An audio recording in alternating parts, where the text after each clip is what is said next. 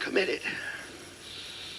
Oh, it didn't make sense. There was widows in that church that Saul of Tarsus had made widows. There was children that were orphans because of Saul of Tarsus. And they bring him to the congregation and say, we now introduce our brother Saul. And those women are sitting there.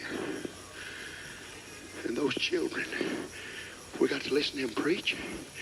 And the devil said, if he got saved, why didn't God save him 3 months ago?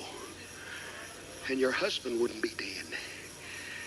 But without bitterness, they sat, listened, and as far as we know, rejoiced in the grace of God.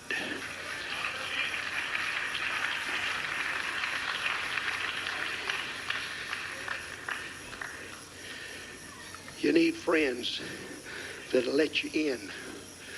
You don't have it here, but we've got some churches back in Louisiana that are harder to break into than Alcatraz because there's so many little cliques. New people get saved, they can't break in.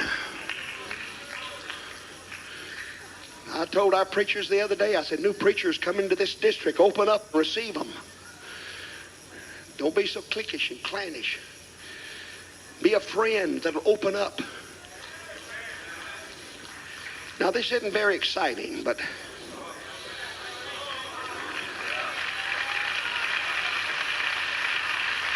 we need to let people in. Even people of different stripes. Let them in. I don't understand. I'm going to tell you something about that business I don't understand. The biggest room in your brain better be reserved, marked for things I don't understand.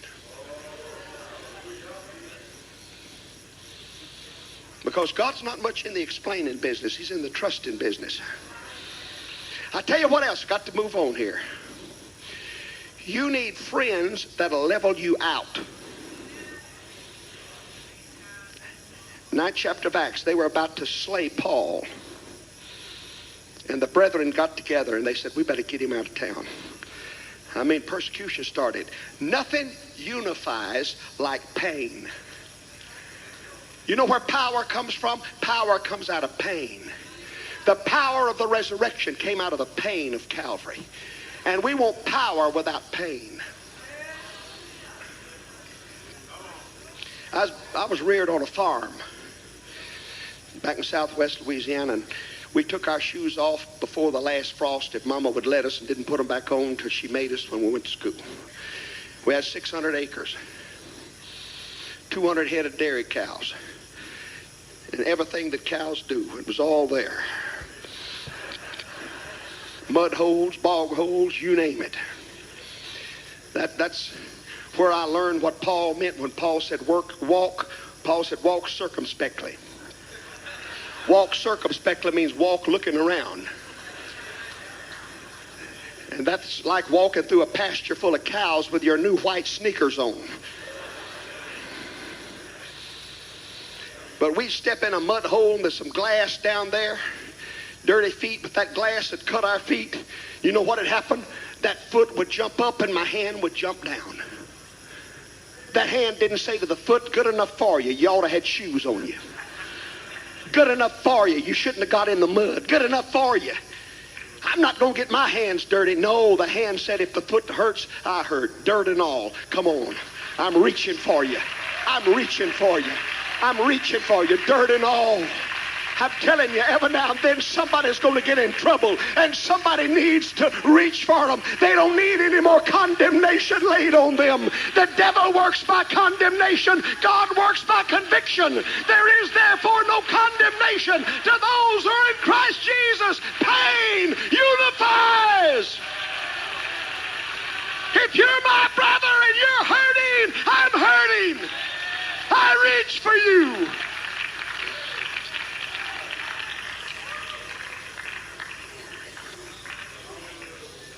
Friend, loveth at all times. The way you think is either your greatest liability or your greatest asset. And they got together and they said, we better get him out of town. I said, Paul, get out of town. I'm not leaving. Paul, they're going to kill you. I'm ready to die. I'll be a martyr for Jesus. His friends said, we don't need no more martyrs. And they first took him to Caesarea, which was 43 miles away. And I could hear him all the way. I don't want to go. I'm no coward. I'm not running away. They're telling him, you're no coward. You're not running away. What were they doing? They were leveling him out. Sometimes we all get on a little rocky road. He had probably again preached that God's fixing to open the door to the Gentiles. And Jerusalem wasn't a place to preach that. And that wasn't a time. Yea, he had his foot in his mouth. And there was a big stir, but his friends didn't back off and leave him. They said, we got to level him out. Paul, there's some things not worth dying for, and sometimes it's not the time to die. Just level out, old buddy. Level out. And his friends got him out of town. Every now and then you need somebody to level you out. You ought to have been there the night that I preached that Moses was about to stab Isaac on Mount Moriah.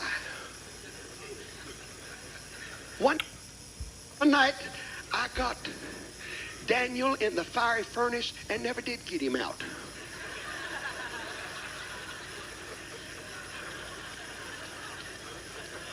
Thank God for preachers that level me out. In my ministry, I even got off on a few tangents. But I had an old pastor that put his arm around me. Now, son, let me talk to you. He didn't kill me. You know, a lot of zeal. A lot of zeal. And there he was, got out of town. You see, God can use firebrands, but not hotheads.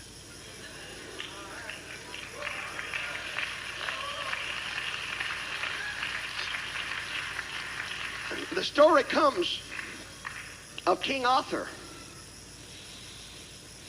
He looked down from his castle and saw a knight. One of his knights came trotting in, and the knight's helmet was smashed, and his jostling stick was broken, his sword was bent, and his armor was in disarray. And King Arthur looked down and said, "Oh, knight, where have you been?" The knight said, "Hail, mighty king, I've been fighting your enemies on the east." King Arthur looked at him and said, "I don't have any enemies on the east." He looked back and said, "Well, I guess now you do." Did you know that we can create enemies for the cause of God?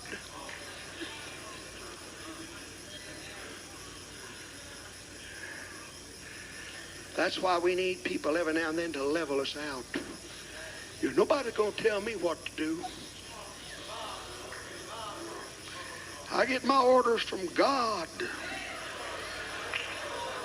They don't say that in the Apostolic Assembly, only in the UPC. I don't care what that district superintendent says. I've heard from God.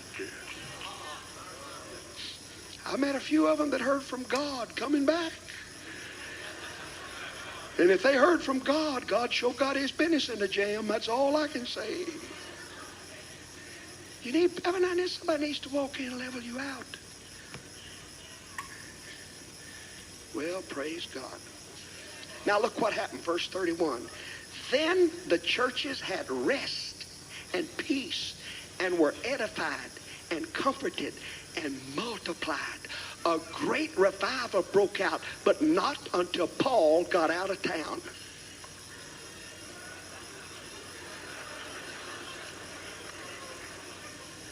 That's the Bible. How do you think he felt when he got down there to Tarshish and word came back?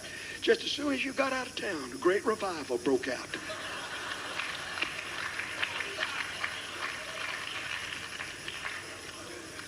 Oh, I could say a lot if I was back home, but I'm not going to say it here.